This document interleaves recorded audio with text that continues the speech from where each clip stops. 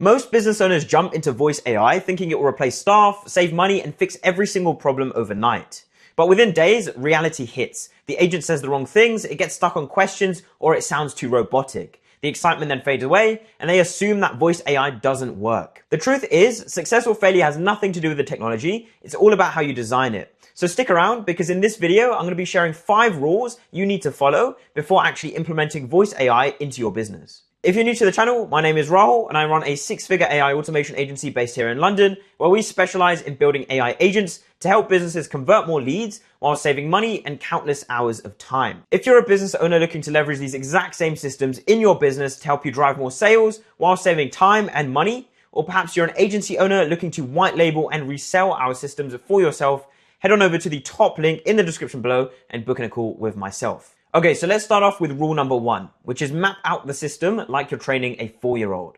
Most failed AI projects come down to one thing, and that was that the logic was never mapped clearly. So you don't want to assume that AI will just figure everything out, because every question, every response, and every next step should be documented in a flowchart. It's the exact same process you would follow if you were to hire a VA. You'd have the exact SOPs documented out. So if your goal was to book these leads in for a consultation, you need to write down exactly how you would do that as a human. How you would handle objections, what you would do if the lead asks to call back later. You need all of that detail documented out before you even start building anything. So you just want to pretend you're explaining it simply to a 4-year-old, step by step, so there's no assumptions at all. And this is exactly how we map out these solutions for our clients. So let me actually dive in and run you through how I would map it out. So you start from the first trigger, which is the inbound call is received. And then we have the first message, which is narrated by the AI.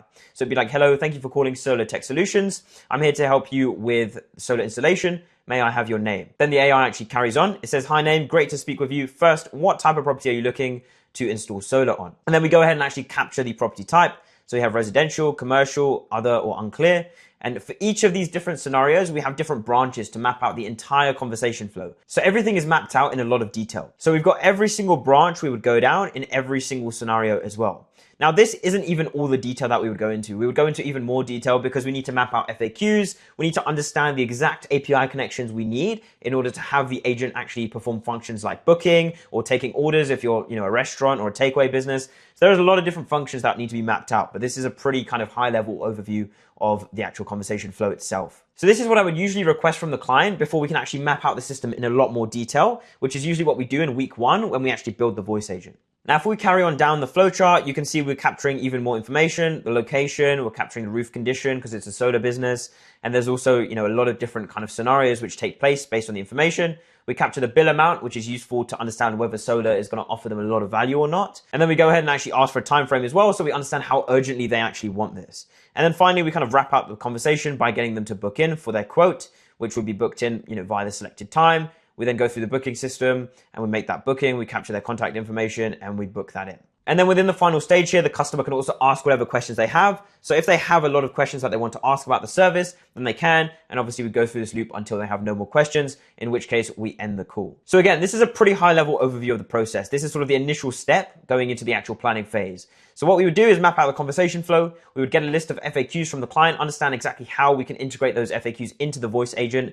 We would understand the actual architecture of the agent. We would start mapping that out. And also map out the actual API connection. So that would be for bookings, taking orders, etc., etc. Now, this brings us on to the second rule, which is keeping the context of the voice agent as simple as possible early on. Voice agents aren't some sort of magic solution. They are built to be specialists. So they are specific to one outcome. So you don't want to expect the AI to be able to sell, support, follow up, take payments all at once. There's different AI agents that we would build out for each of those different scenarios. So usually when a business owner comes to me, they would have so many different scenarios that they can see where a voice agent or a text agent or just some sort of AI agent could be implemented. And our job is to map out and find the lowest hanging fruit, which would deliver the highest ROI. So for example, we would start small with something like this on screen. So it'd just be a simple inbound voice agent to handle inbound calls, collect lead information, and then relay that over to the relevant member of the team. So you can see here, we're simply just capturing the name, we're capturing the phone number, we're capturing email, address, and then kind of wrapping up the conversation by passing everything over to the team. And then once this simple flow is consistent, we can actually add features like booking, qualification, upsells, It's basically the same process as hiring a new team member, right? You wouldn't throw a million tasks to that team member on day one. You want to make sure that that team member masters one job at a time, so you're not overwhelming them with information. The same goes for the AI agent, right? We want to slowly and iteratively build the process up and not throw too much at it at once. Because if we build out too much into the system and overcomplicate things, there will be too many variables at play, and it's hard to really iteratively improve that system over time, which is ultimately the aim. So we would start with something like this, monitor it and identify any weak points, then improve that, and then we can slowly build upon it over time. And that pretty much brings us on to rule number 3, which is don't run before you can walk. Everyone wants the most complicated, the most advanced form of AI within their business. They want it to be fully autonomous, self-learning, human-like, but that's not how real progress actually looks. You want to start with something simple and boring, but insanely valuable. So that could be something like call answering, missed call follow-ups, or even reactivating old leads. You want to launch that, gather as much data as possible, learn how your customers respond to that, and then evolve week by week. And that also ties into rule number 4, which is avoid over-engineering.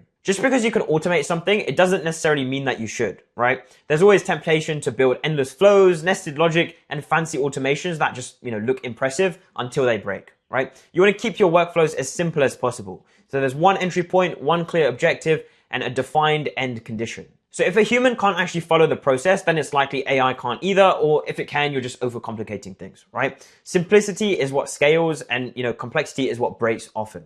So if you take a look at these systems that I've got on screen, we've got our outbound voice AI appointment setter system, right? It's super simple. There's just a retail AI voice agent. Everything is prompt engineered within there.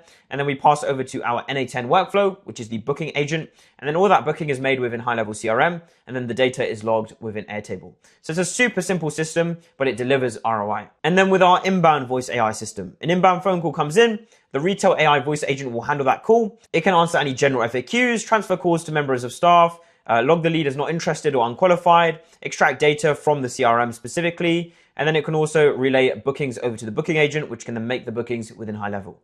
So ultimately, there are just 4 main tools here. Again, we have our retail system, we have NA10 for different workflows, we have high level as the CRM, and then we have Airtable to be able to track data within a dashboard. And again, the overarching tech stack is super simple. And for certain businesses, this could even be too much, right? For some businesses, we simply just use high level and keep everything really simple, but just optimize over time and iterate till it gets better and better. And that brings me on to rule number 5. It's all about the data. The best voice agents aren't just built. They take time to train and iteratively improve. After launch, we recommend spending time every single week to review the transcripts and recordings and map out exactly where does the AI misunderstand people, what questions is it repeating, what moments cause confusion or silence, and then fix those issues and continue to retrain it. And then within weeks, you'll hear it will be so much smoother, it will be faster, and way more human-like. A common misconception is that voice AI is a set and forget tool. So you can just set it, you can leave it, let it run, and it will work its magic, right? But it's not like that. It's a new employee that you need to continuously train, and it will continue learning, right? You need to feed it the right data, and it will outperform your best staff member.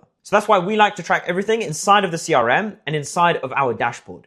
So we build out this dashboard, which is integrated into Go High Level, which is the CRM platform we use. And this dashboard is built within Airtable.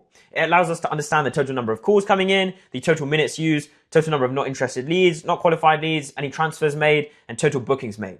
So we can get a breakdown of the booking rate. We can get a breakdown of the pickup rate. We can understand what times and days people are most receptive to. And that basically helps us to map out the entire process and iteratively improve everything over time, because it is all about the data at the end of the day. So if you take anything from this video, it should be that a voice agent is only as good as the system it lives in.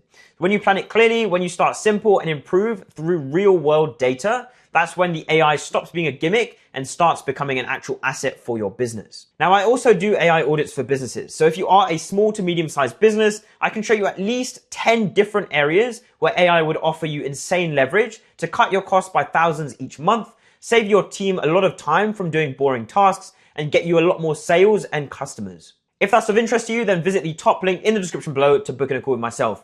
But if not, then no worries. And also don't forget to subscribe, comment, hit the like button if you like these videos, and let me know if there's anything specific you guys would like to see. Thanks for watching, and I'll see you guys in the next one.